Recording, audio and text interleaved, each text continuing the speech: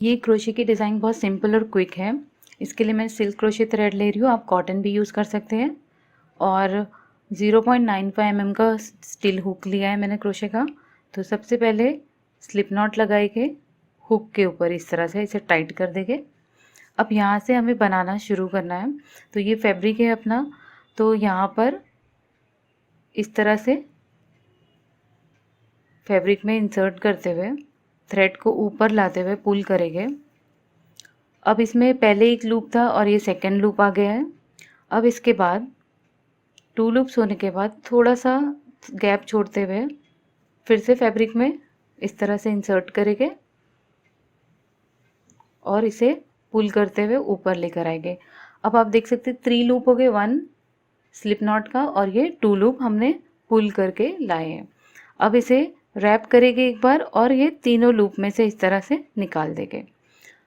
अब हमें ये 1 लूप है हमारे पास, तो ये सेम स्पेस में ये जो लास्ट स्टिच है इसमें फिर से हुक इंसर्ट करेंगे और इस तरह से लूप पुल करते हुए ऊपर लाएंगे। तो हमारे पास ये 2 लूप्स हो गए।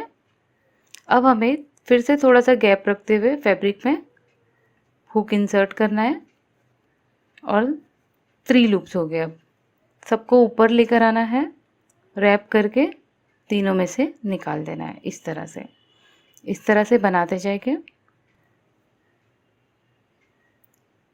सेम स्टिच में हमें 2 लूप्स निकालने रहते हैं और थर्ड लूप के लिए हमें थोड़ा सा डिस्टेंस छोड़ते हुए फैब्रिक में फिर से इंसर्ट करना होता है और इसे निकाल देना है।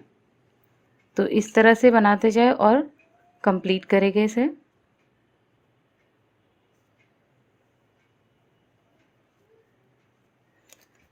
परफेक्ट डिज़ाइन बनाने के लिए इसे ऊपर पुल करके लाना ज़रूरी है। जितना हमारा फैब्रिक की एज है उतना ऊपर तक लेकर आना है इसे।